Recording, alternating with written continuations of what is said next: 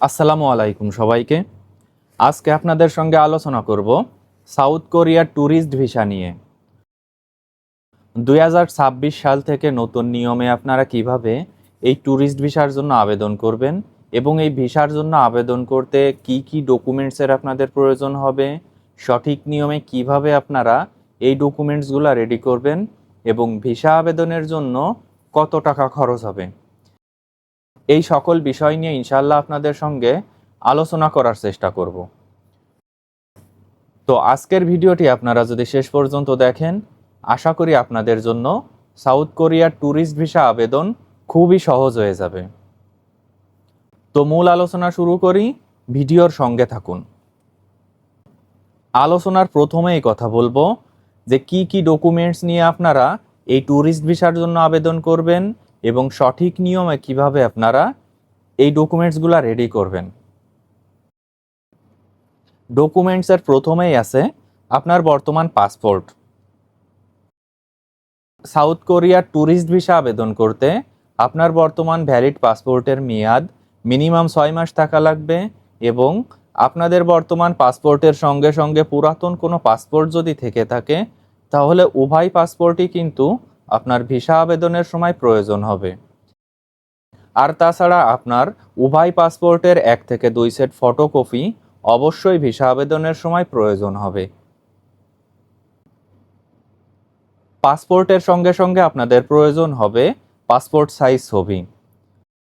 যে কোনো দেশের ভিসা আবেদনের জন্য পাসপোর্ট সাইজ ছবি কিন্তু অত্যন্ত গুরুত্বপূর্ণ এবং এই ছবির সাইজ হবে 3.5 ইন্টু 4.5 সেন্টিমিটার। আর তাছাড়া আপনাদের পাসপোর্ট সাইজ ছবির ব্যাকগ্রাউন্ড অবশ্যই সাদা থাকা লাগবে। তাই যখন আপনারা স্টুডিও থেকে ছবিটি তুলবেন অবশ্যই ফটোগ্রাফারকে বলবেন যে ভিসা আবেদনের সকল নিয়মকানুন মেনেই যেন আপনার এই ছবিটি রেডি করে দেই। এখন যে ডকুমেন্টটি নিয়ে আপনাদের সঙ্গে আলোচনা করব, এই ডকুমেন্টটি যে কোনো দেশের ভিসা আবেদনের ক্ষেত্রে অত্যন্ত গুরুত্বপূর্ণ। আর সাউথ কোরিয়ার ট্যুরিস্ট ভিসা আবেদনের ক্ষেত্রে আরও বেশি গুরুত্বপূর্ণ এবং সেই ডকুমেন্টটি হলো visa application form. South Korea embassy of বাংলাদেশের যে ওয়েবসাইট আছে সেই ওয়েবসাইট থেকে আপনাদের একটি ভিসা অ্যাপ্লিকেশন ফর্ম ডাউনলোড করতে হবে এবং সঠিক নিয়মে যেখানে যে ইনফরমেশন চাইবে সকল ইনফরমেশন কিন্তু নির্ভুলভাবে প্রদান করতে হবে। সর্বদাই চেষ্টা করবেন আপনারা যখন এই ভিসা অ্যাপ্লিকেশন ফর্মটি পূরণ করবেন আপনার যাবতীয় ডকুমেন্ট সঙ্গে রেখে এই ভিসা অ্যাপ্লিকেশন ফর্মটি পূরণ করার জন্য, যাতে করে নির্ভুলভাবে আপনারা এই অ্যাপ্লিকেশন ফর্মটি পূরণ করতে পারেন। ভিসা অ্যাপ্লিকেশন ফর্মের সঙ্গে সঙ্গে আপনাদের প্রয়োজন হবে valid air ticket booking slip. South কোরিয়ার ট্যুরিস্ট ভিসা আবেদনের ক্ষেত্রে এয়ার টিকিট বুকিং স্লিপের একটি কপি কিন্তু আপনাদের বাধ্যতামূলকভাবে অ্যাম্বাসিতে জমা দিতে হবে এবং অবশ্যই সাউথ কোরিয়াতে যাওয়া এবং নির্দিষ্ট সময় পরে আপনারা সাউথ কোরিয়া থেকে ব্যাক আসবেন এই উভয় ভ্যালিড এয়ার টিকিটের একটি কপি কিন্তু ভিসা আবেদনের সময় জমা দিতে হবে। এয়ার টিকিটের সঙ্গে সঙ্গে আপনাদের প্রয়োজন হবে কাভার লেটার অথবা ফরওয়ার্ডিং লেটার। এই কাভার লেটার অথবা ফরওয়ার্ডিং লেটার কিভাবে লিখতে হবে আপনারা যদি গুগল সার্চ করেন তাহলে অসংখ্য স্যাম্পল পেয়ে যাবেন। এই যে সকল ডকুমেন্টস নিয়ে আপনাদের সঙ্গে আলোচনা করলাম এই ডকুমেন্টসগুলো কিন্তু বেসিক রিকোয়ারমেন্টস। সাউথ কোরিয়ার যে কোনো ধরনের ভিসা আবেদনের ক্ষেত্রে এই ডকুমেন্টসগুলো অবশ্যই প্রয়োজন হবে। আর তাছাড়া স্পেশালি ট্যুরিস্ট ভিসা আবেদনের ক্ষেত্রে এই বেসিক ডকুমেন্টসের সঙ্গে সঙ্গে আরও কিছু ডকুমেন্টসের প্রয়োজন হবে। এই ডকুমেন্টসগুলো নিয়ে এখন আপনাদের সঙ্গে আলোচনা করব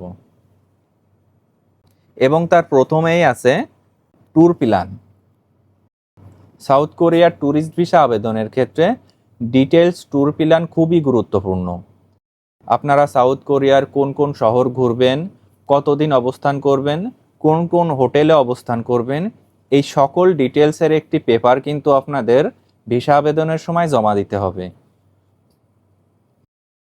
ট্যুর প্ল্যানের সঙ্গে সঙ্গে আপনাদের প্রয়োজন হবে অ্যাকোমোডেশন রিজার্ভেশন স্লিপ। সুতরাং আপনারা সাউথ কোরিয়াতে যে কোন কোন হোটেলে অবস্থান করবেন তার যে বুকিং স্লিপ আছে তার একটি কপি ভিসা আবেদনের সময় জমা দিতে হবে। এবং কখনো কোনোভাবেই আপনারা এই রিজার্ভেশন পেপার বলেন অথবা এয়ার টিকিট বলেন, কোনো ডকুমেন্টসের ফেক পেপার কিন্তু আপনারা ভিসা আবেদনের সময় জমা দেওয়ার চেষ্টা করবেন না। কেননা অ্যাম্বাসি অথরিটি কিন্তু সর্বদাই আপনার সকল ডকুমেন্টসের লিগ্যালিটি চেক করতে পারে। এখন যে ডকুমেন্টটি নিয়ে আপনাদের সঙ্গে আলোচনা করব, বাংলাদেশ থেকে যে কোনো দেশের ট্যুরিস্ট ভিসা আবেদনের ক্ষেত্রে এই ডকুমেন্টটি কিন্তু অত্যন্ত গুরুত্বপূর্ণ। আর বিশেষ করে সাউথ কোরিয়ার ট্যুরিস্ট ভিসা অথবা স্টুডেন্ট ভিসা যে কোনো ধরনের ভিসা রিজেক্ট হওয়ার অন্যতম কারণ এই ডকুমেন্টটি, এবং সেই ডকুমেন্টটি হলো ব্যাংক স্টেটমেন্ট। সাউথ কোরিয়ার ভিসা আবেদনের ক্ষেত্রে আপনার ব্যাংক স্টেটমেন্ট কিন্তু অত্যন্ত গুরুত্বপূর্ণ। আপনার ব্যাংক স্টেটমেন্টে ভিসা আবেদনের সময় যদি যথেষ্ট পরিমাণ টাকা দেখাতে না পারেন, সেক্ষেত্রে কিন্তু আপনার ভিসা রিজেক্ট হয়ে যেতে পারে। তাই সর্বদাই চেষ্টা করবেন ভিসা আবেদনের মিনিমাম 1 মাস আগে থেকে আপনার এই ব্যাংক স্টেটমেন্টটি রেডি করার জন্য।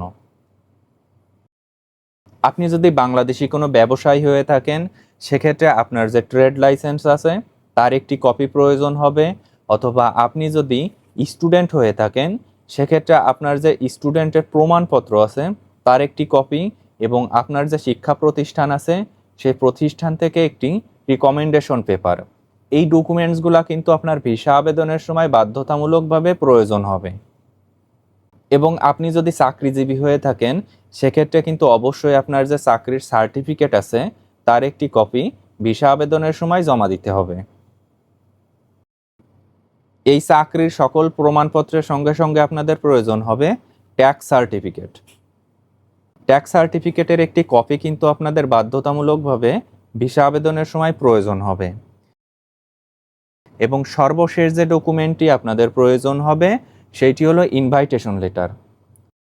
সাউথ কোরিয়া থেকে কেউ যদি আপনাকে ইনভাইট করে সাউথ কোরিয়া ভ্রমণের জন্য, সেক্ষেত্রে কিন্তু আপনার ভিসা অ্যাপ্রুভ হওয়ার সম্ভাবনা আরও বেশি থাকবে।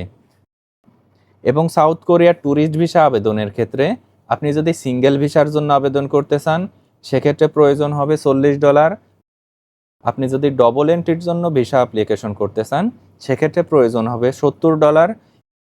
এবং আপনি যদি মাল্টিপল এন্ট্রির জন্য ভিসা আবেদন করতে চান সেক্ষেত্রে প্রয়োজন হবে $90। এই যে সকল ডকুমেন্টসগুলো নিয়ে আপনাদের সঙ্গে আলোচনা করলাম, এর সকল ডকুমেন্টসে কিন্তু আপনার ভিসা আবেদনের সময় বাধ্যতামূলকভাবে জমা দিতে হবে। সুতরাং আপনারা সর্বদাই চেষ্টা করবেন ভিসা আবেদনের পূর্বে বারবার চেক করার জন্য যে আপনার কোনো ডকুমেন্টসে কোনো প্রকার ভুল ত্রুটি আছে কিনা অথবা কোনো ডকুমেন্টস মিসিং আছে কিনা। তো আশা করি আপনারা বুঝতে পারছেন সাউথ কোরিয়ার ট্যুরিস্ট ভিসা আবেদনের জন্য কি কি ডকুমেন্টস লাগবে এবং সঠিক নিয়মে কিভাবে আপনারা এই ট্যুরিস্ট ভিসার জন্য আবেদন করবেন। তো আজকের ভিডিওটি এ পর্যন্তই শেষ করছি। আমার ভিডিও যদি আপনাদের ভালো লেগে থাকে সেক্ষেত্রে আমার চ্যানেলটি আপনারা সাবস্ক্রাইব করে রাখতে পারেন। ধন্যবাদ।